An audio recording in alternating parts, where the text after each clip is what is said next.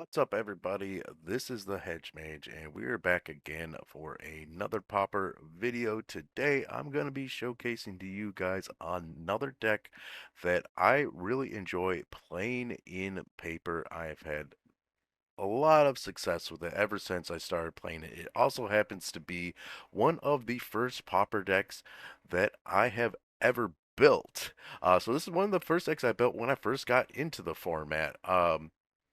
And I really enjoy it. It has gone down in terms of its meta share in recent months, but I still think it is very powerful. And so I kind of want to show you guys what I am bringing in right now as of 2024.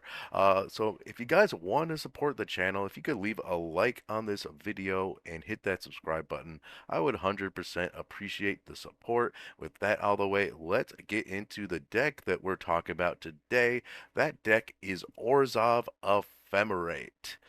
So it's kind of fallen off a bit, especially since the new Tithing Blade decks or Orzhov Blade decks have come about. But I want to show you guys what I have been doing with it. So in our main deck, we have 4 copies of Thraben Inspector.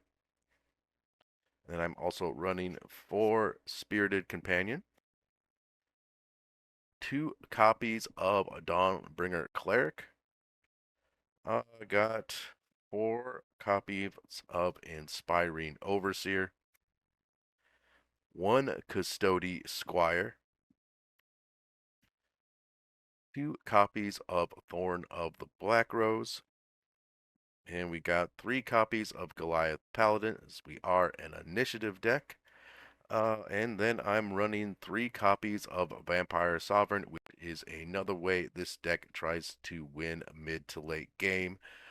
This is a very powerful card. Sometimes I enjoy, or have better success rather, ephemerating Vampire Sovereigns than I do Goliath Paladins, though Goliath Paladin does, having the initiative generally does get you a lot of value. This can definitely speed up the clock as well when this starts coming out. Alright, and then in my instance in sorceries, I got 3 copies of Chainer's Edict, 2 copies of Unmake.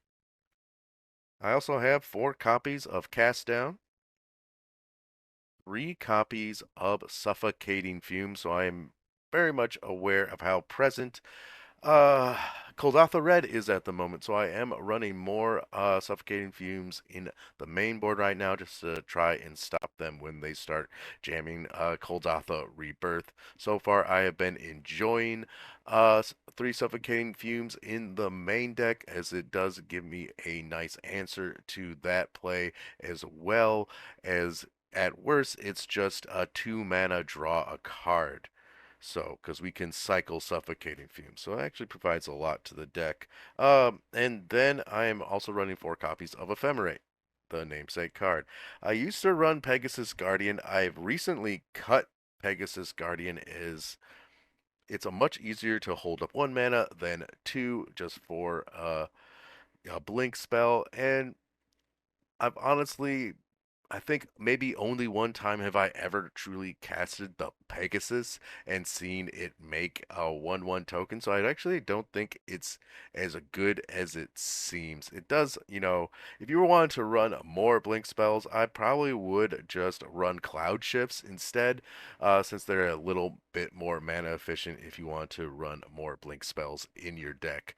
But ultimately, I have been just enjoying just the full playset of Ephemerates, and that does seem like quite enough. In our mana base, I believe it is a 21 land build, so we got 4 copies of Scoured Barrens. I got 3 copies of Orzhov Basilica, 2 Bajuka Bogs. We got 2 copies of Ash Barrens, 1 Radiant Fountain, 1 Obscura Storefront. So this is almost like a 5th copy of Scour Barons because it does let us gain another life as well as fix our mana a little bit. Grab the 1 swamp that I have right here if we need that. short on black sources, and then the rest of the deck is just plains. I believe it's 7 or 8 plains. It's 7 plains. All right, and that is the main board for you. And in the sideboard, what I have been bringing in, this is a new card that I have started playing. It is a Union of the Third Path. This deck does draw a ton of cards, so this is pretty much a 3 mana draw a card, gain 6 life spell most of the time. So we generally have a pretty pretty full hand of cards. I've honestly sometimes run into an issue where I just have too many cards. Have gone to clean up many times with the deck, but that is not that big of a deal. But yeah, having bringing this in against Burn is pretty fun.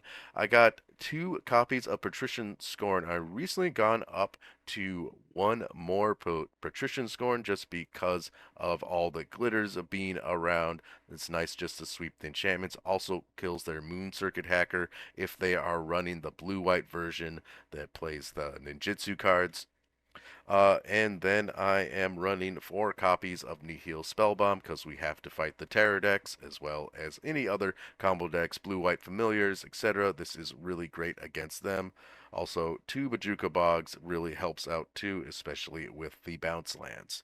Then I got one more copy of Chainer's Edict, so we're bringing this in especially against any deck there where we either cannot target their creatures because they are boggles and they all have hexproof, or say, we are playing against Tolarian Terror and we want to bypass those ward triggers. Then against Affinity, we usually bring in these 3 copies of Dust to Dust, usually siding out the Suffocating Fumes, since Suffocating Fumes does not really do much to Affinity. Um, but yeah, Dust to Dust is pretty great against them. I also got 1 copy of Mana Tithe. I started bringing this in when I was playing tournaments on the Paper Pauper Discord. This has been in the sideboard for a while, but I got really tired of Turbo Fog, uh, which sometimes it I've definitely beaten Turbo Fog with Orzhov ephemerate, but it can be a pretty tough matchup sometimes. The games go so long. I think I played a near 2 hour game with Turbo Fog at one point, and it it was pretty intense. I think one like for our full best of 3 match, we had to do it in 2 different settings and play the tiebreaker at a different scheduled time, which was pretty wild. So we probably played maybe on a 3 to 4 hour match total. So, but I did decide to start bringing in one mana tithe when I was playing against them. I've kept it in because it is kind of nice against a lot of different matchups, especially people that run counter spells. I can, mana tithe their counter spell or other things that they might, or the big payoffs that they tap out for. So it's a nice little sneaky surprise. Very few people see it coming. I'm running 2 copies of Arms of Hadar. Uh, so there is the new sweeper that caught that I'm blanking on the name right now, but it has 2 black pips in it, which is why I'm not running it. I'm running this instead since we don't have a lot of black producing lands outside of our dual lands. We can fetch our swamp, but it is much easier for us to do two to have 2 white producing sources than it is to have 2 black producing sources all the time. So I decided to just stick with Arms of Hadar for the deck as seems more consistent. And the last piece on the sideboard is one more Dawnbringer Cleric because this is just such a valuable card. It works well against a vast majority of matchups. We can bring it in against red decks, against decks that play out of the yard, against decks that play enchantments. So that is a very card. And the last thing is we just have our cool little tokens, so our emblems and well as all the relevant tokens that we need for the game. And that is the deck. As always, guys, I'll have a link to the full list in the description of this video, so definitely check it out if you can. I would also love to know your thoughts on Orzhov Ephemerate if you are playing it now or have any interest to, or why you're not playing it anymore.